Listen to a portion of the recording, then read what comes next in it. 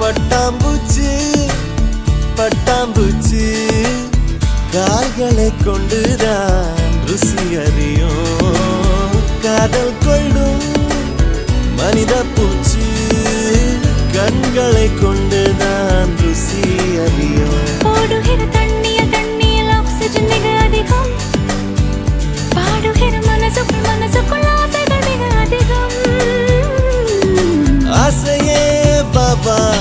1000 காதலை 5 நொடியில் செய்வோம்